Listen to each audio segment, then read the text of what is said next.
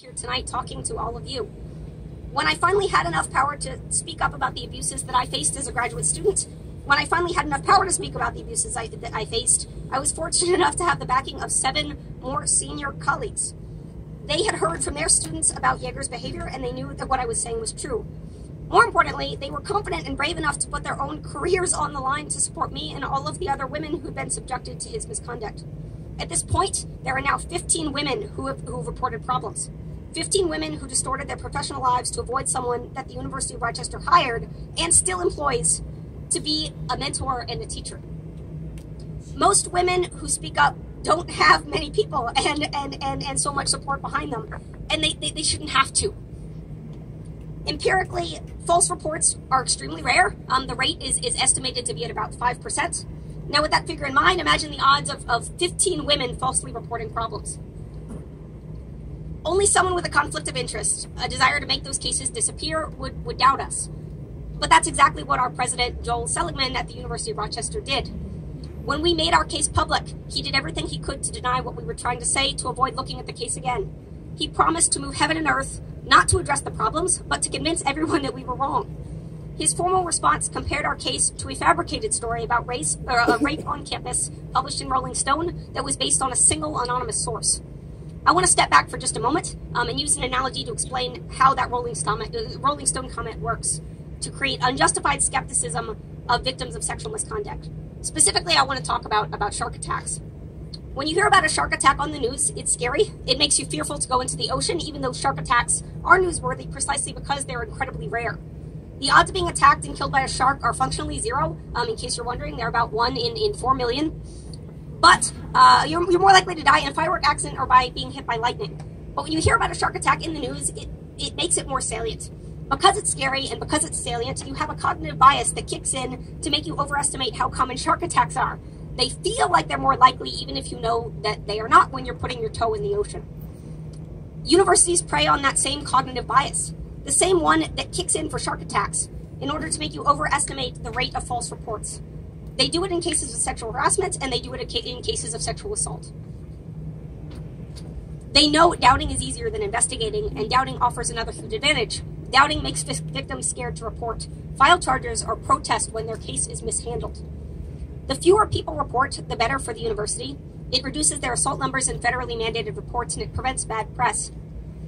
This culture of doubt was made public when President Seligman Rolling Stoned us, but it didn't start with that statement. The culture of doubt is what we were up against for more than a year as we tried to work behind the scenes to get the University of Rochester to take these issues seriously. We filed our complaints, we filed appeals, we wrote letters about the problems with the investigation as those processes were ongoing and after they had failed.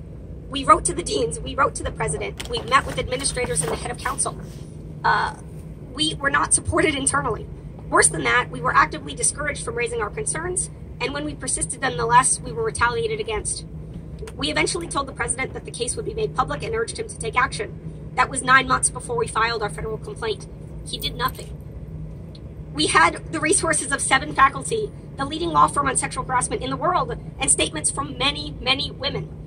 And even with all of that, we couldn't make an inch of progress within the university system. They discredited witnesses. They refused to interview people who'd been harassed. They denied mistakes. They refused to seriously engage. Even after the EEOC complaint came out detailing the failures of the investigative process, they stood behind their investigation. The system had failed us, so the only choice for us moving forward was to step outside of it. If you leave here remembering one thing I said, remember this: the systems designed to protect students who lack the power to protect themselves are broken. I'm standing here tonight hoping that I can shed some sunshine on these usually secretive processes, that I can empower you to do the same thing. We have to demand better. And corruption thrives in darkness. We need more sunshine on the processes that investigate sexual misconduct at universities. They are broken. And we need to let people know that loudly. We can come together and demand better, and we have to demand better for ourselves, for our students, and for our children. Yay! Yay! The legal office that handled our case is the same one that handles undergraduate sexual assault cases. Several undergraduate students had reached out to me for help before we went public with our federal complaint, but many, many, many more have reached out to me after. Their assaults were horrific. but how their cases were handled after was far, far worse. To be victimized in an assault is traumatizing enough, but then to be betrayed by the system that is supposed to exist to support you, that is a whole another level of wrong. I cannot imagine facing what I faced as a younger, more vulnerable undergraduate student. I cannot imagine facing what I faced alone. I cannot imagine facing what I faced in the wake of a trauma like a sexual assault. I could not imagine these things, but I hear these stories every week now. Students who report their cases, were closed because the investigator found a classmate who called them a slut. Students report that their cases were closed because they were intoxicated or drugged at the time of their assault, and therefore they didn't remember not consenting. One student told me that an investigator suggested to her that if she was drugged, she couldn't be sure then that she didn't drug herself. Are you kidding me? No, I am not kidding you. I have heard from students who were intimidated out of complaining further because they could not produce videos of their assaults. I've heard from students who were talked out of filing criminal charges because if they did, they were told that the graphic details of their assault could be made public and that would cause suffering to their families. These students face a 1-2 punch on first surviving physical assault and then, at their most vulnerable, not being believed. As far as I can tell, there's only one fix for this, and that fix is to demand transparency. Ask your university about how your system works. Ask the Title IX coordinator ask if your Title IX coordinator is also a defense attorney for the university. Talk to people who've been through the university system on whatever terms they need. Ask them what happened and how their cases were handled. And if there are ethical problems, encourage them to come forward if they can. And also respect them if they cannot. Offer to come forward with their stories for them if they aren't feeling free to speak up for themselves. And if they can come forward, do everything in your power, however big or small that might be, to support them when they do. They can come forward to faculty or deans or to staff. They can come forward to the press. They can come forward with their name, or they can come forward anonymously. They can come forward to a court. They can come forward just to their friends, or they can come forward to me. They can come forward right away, or they can come forward later when it's safer for them to do so. But if they can come forward, that's how we move things forward. There are problems. The community needs to come together and demand better. The community can demand that the administration move heaven and earth to support the victims and provide systems that protect them. Victims deserve to have advocates. Victims deserve to have allies. The problem is gaining recognition, but only slowly. The faster that people recognize the problems, the faster that they'll get fixed. The faster universities see that there's going to be a cost to covering up assault and harassment, the faster they will truly address it. Yes. The systems are broken, but we can rise up together and demand that they be fixed. We need sunshine here on these problems. We need sunshine on these issues on college campuses. Thank you guys so much for inviting me to speak to you tonight. I want to end by making sure that you know that you will always have allies and there will always be faculty that are willing to give up everything to support you. If there's anybody that wants to reach out to me, I also wanted to say is like that I've tried to make myself as accessible as possible. I was like, both my Twitter and my Gmail handles are just my name, which is Celeste Kidd. I have it set so that you can direct message me. If there's somebody who is struggling, who needs someone to talk to, that wants to set their own terms, please know. I was like, I'll always be there to listen. Thank you guys so much. Yay! Yay!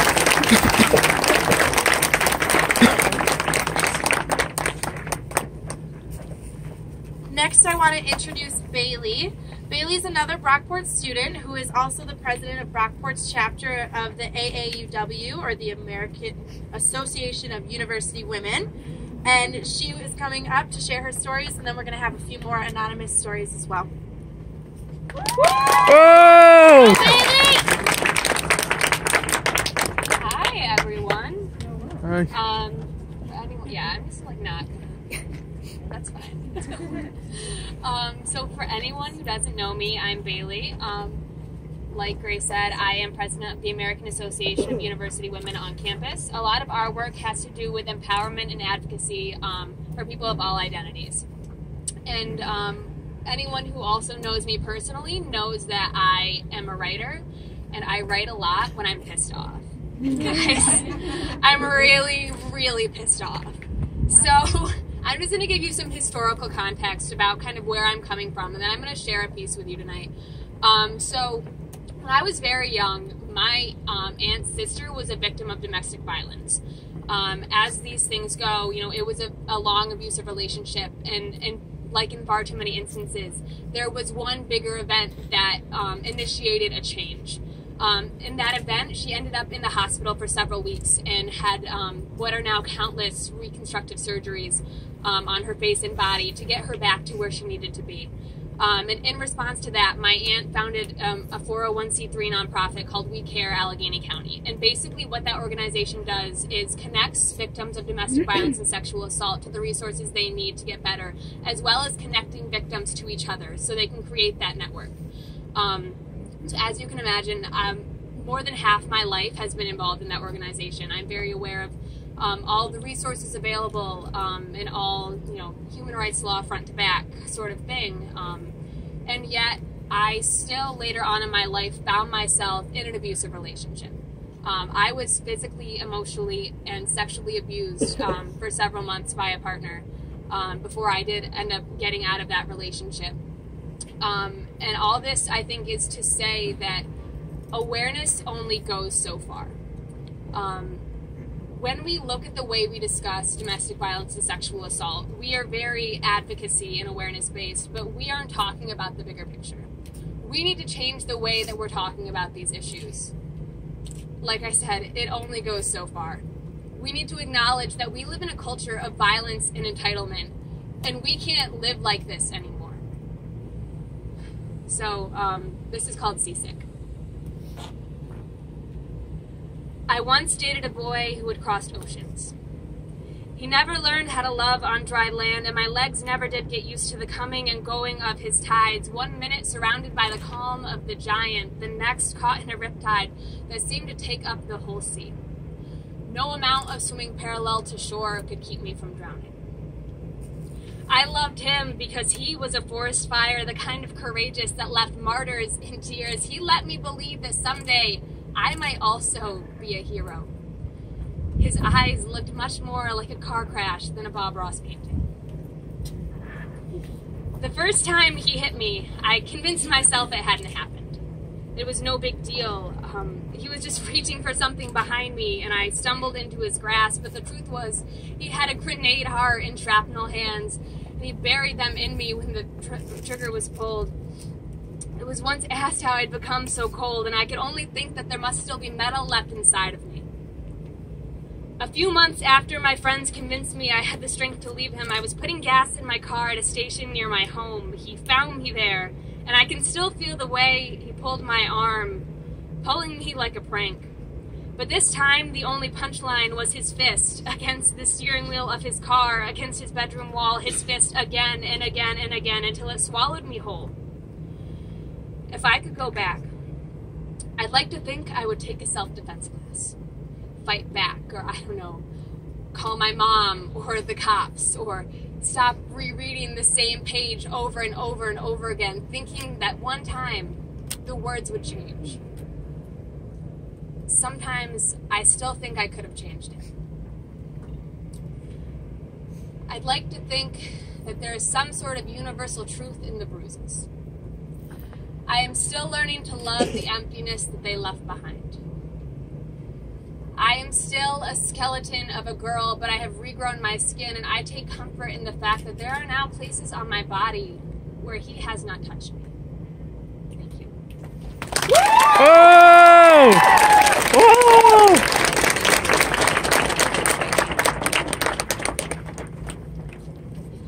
This is an anonymous story from a Brockport student. My boyfriend and I got in a fight, and he went home for the weekend. So as his roommate and friend, you told me we'd go to a party to have fun, just to get my mind off of it. As you continued to pour me alcohol, I felt your hands slide around my waist as the line between friend and predator grew foggy.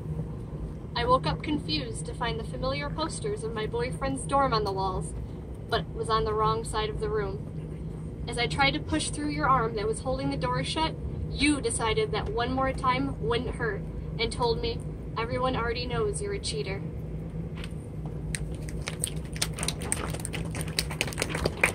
Yay!